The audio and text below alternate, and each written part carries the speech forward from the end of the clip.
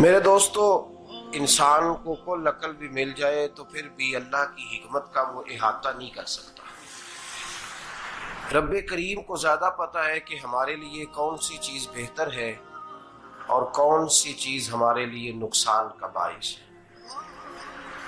اللہ تبارک و تعالی کی حکمت یہ چاہتی ہے کہ میرے بندے پریشان نہ ہوں۔ رب یہ چاہتا ہے کہ میرے بندے کسی جگہ پہ بھی دقت اور پریشانی کا شکار نہ ہو۔ تو اللہ تبارک و تعالی نے راہ اعتدال اختیار کرنے کا حکم ارشاد فرمایا کہ تم اعتدال کے رستوں پہ چلو، معتدل زندگی گزارو، افراط و تفریط سے بچو۔ آج جس معاشرے میں ہم وقت گزار رہے ہیں، اس معاشرے میں ہم اس بات کو سمجھنے سے قاصر ہیں کہ اصل ہمارا مسئلہ کیا ہے۔ ہمارا اصل جو مسئلہ ہے اس کی شناخت ہمیں کیسے ہوگی اور ہم پھر اس تک رسائی کس انداز میں حاصل کر پائیں۔ ہم ہمیشہ اپنی آمدن بڑھانے کے چکر میں رہتے ہیں، ایک کام اور شروع کر لیں، پارٹ ٹائم جاب شروع کر لیں، کوئی سائیڈ بزنس اس کا آغاز کر لیں۔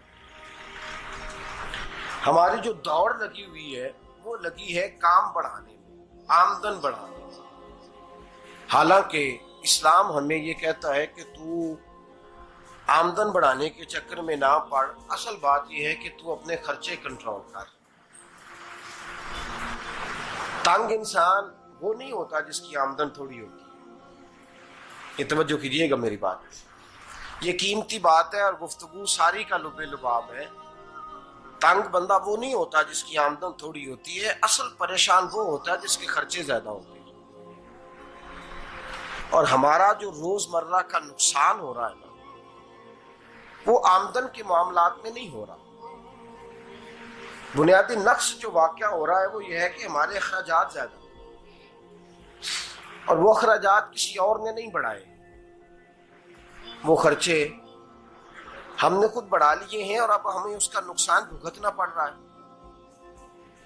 اور اگر آپ صحیح معنوں میں ٹٹولیں تو جو بہت امیر لوگ ہیں وہ تو ان خرچوں سے بچ گئے۔ میں نے بہت سارے ایسے ختمات میں شرکت کی ہے، میں بہت ساری ایسی جگہوں پہ گیا ہوں کہ جہاں لوگوں نے بڑا مختصر سا ختم دلایا ہے تو ہو گیا ہے ختم۔ ختم کے معاملے میں کب کسی نے پابندی لگائی ہے کہ اس میں 200 آدمی شریک ہوگا تو تب یہ سال ثواب صحیح ہو سکے گا؟ کون کہتا ہے؟ یا شادی کے موقع پر اگر سارے بہن بھائیوں کو نہ بلایا گیا تو میری شادی پایہ تکمیل تک نہیں پہنچے گی، اس میں برکت نہیں ہوگی، یہ کس نے فتویٰ دیا ہے؟ معتدل زندگی کا اسلام حکم دیتا ہے۔ میں پڑھ رہا تھا کہ ایک بہت بڑا صدر ہے، غالباً سوڈان کے صدر کی بات ہو رہی تھی، تو اپنے بیٹے کی بارات لے کے گیا تو 4 لوگ گئے ہیں بارات اور 15 لوگوں کا اس نے اہتمام کیا اپنے گھر میں کھانا کھانے کا۔ تو کیا شادی ہو گئی کہ رک گئی؟ تو بھئی راگ الاپنا اس بات کا کہ بڑی پریشانی ہے، کوئی سائیڈ بزنس شروع کیا جائے فلان جگہ فلان جگہ فلان جگہ، تو اصل معاملہ یہ ہے کہ پہلے ایک بندہ کماتا ہے تو پھر بھی گھر ہی چلتا ہے، پھر بڑا بیٹا ساتھ شامل ہوتا ہے تو پھر بھی گھر ہی چلتا ہے، پھر منجلا بیٹا شامل ہوتا ہے تو پھر بھی گھر ہی چلتا ہے۔ جو رونا دادا جی رویا کرتے تھے کہ بڑی مصیبت ہے، بڑی مشکل ہے، گاؤں میں رہ اکیلے ہوتے تھے اور وہ 5 بچوں کو اور 4 بچیوں کو وہ پالتے تھے، تو جو وہاں پریشانی تھی وہی آج پریشانی شہر میں آ کر پڑھ لکھ کر موٹی تنخواہ لے کر وہی پریشانی ہمیں ہے۔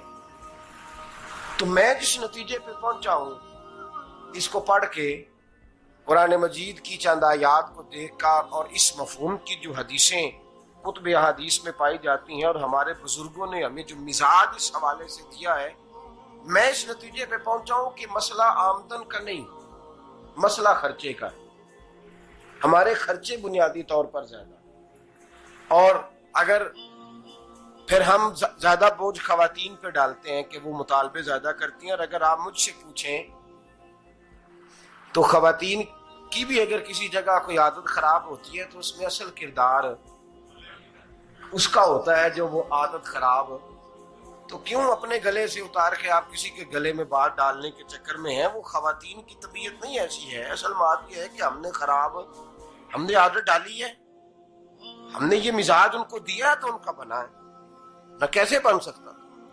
تو اعتدال جب تک زندگی میں نہیں ہوتا، پانی پیاس بجھاتا ہے لیکن ایک گلاس ہی ہو تو پیاس بجھاتا ہے، بالٹی کو منہ کو لگائے گا تو کپڑے بھگو دے گا اس کے. حالانکہ پانی بری چیز کا نام نعمت ہے نا بہت بڑی اللہ کی، لیکن پیالے میں ہی اچھا لگتا ہے. کوئی مٹکا منہ کو لگائے گا تو تانگ ہوگا، پیالہ ہی بہتر ہے اس کے لیے. تو میرے دوست، مٹکے سے بھی بعض اوقات کام چل جاتا ہے، لیکن اگر کوئی کہے نہیں مجھے دریا ہی چاہیے تو اس کا تو گھر بہ جائے گا، سارا گھر بہ جائے گا اس کا. ہمیں دریا قابو کرنے کا موڈ بنایا ہوا ہے تو اس سے گھر بہا کرتے ہیں، اس سے گھر بنا نہیں کرتے. گھر پیالے سے پانی پینے سے بنتا ہے. اگر تو دریا پہ قبضہ کرنے کا موڈ بنائے گا تو گھر بنے گا نہیں، گھر بہ جائے گا. آگ نہ ہو تو کھانا پک نہیں سکتا، لیکن ہلکی آنچ سے کھانا پکتا ہے. اور اگر آنچ تیز کر دی جائے تو جی قرینے قیاس بات کر رہا ہوں، میں عقل سے ماورا نہیں کر رہا.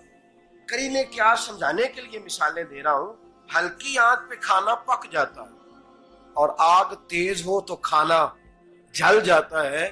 تو کھانا اتنی دیر کھانے کے قابل رہتا ہے جب تک وہ ہلکی آنچ پہ پکتا ہے. تو جتنی مرضی تو کہتا ہے نہیں میرا گزارے نہیں، آگ تیز ہونی چاہیے، تو میاں جل جائے گا، جل جائے گا. ہوا نہ ملے تو سانس نہیں آتی، ٹھیک ہے؟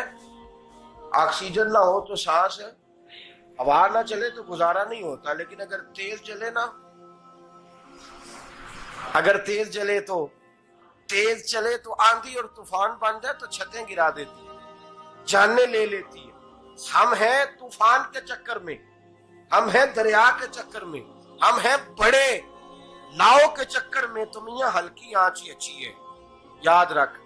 اور ایک گلاس پانی کا اعتدال سے ملتا رہے تو وہی ملتا رہے، ضرورت کے وقت وہی بہتر ہے. تو پورے دریا پہ قبضہ کرنے کا پروگرام نہ بنا، تانگ ہو جائے. اور میرے عزیز یاد رکھ، ہوا سانس لینے کے مطابق ملے تو وہی اچھی ہے، جو سانس بند کرنے پہ آ جائے وہ ہوا اچھی. ہم نے چکر چلا لیا ہے کہ زیادہ پیسہ، راتوں رات پیسہ، لمبا پیسہ، یہ پلاٹ بھی میرا، وہ پلاٹ بھی میرا، گجرانوالا بھی، گجرات بھی، لالا موسیٰ کھاری اور پنڈی تک جہاں میں جاؤں میرے نام کی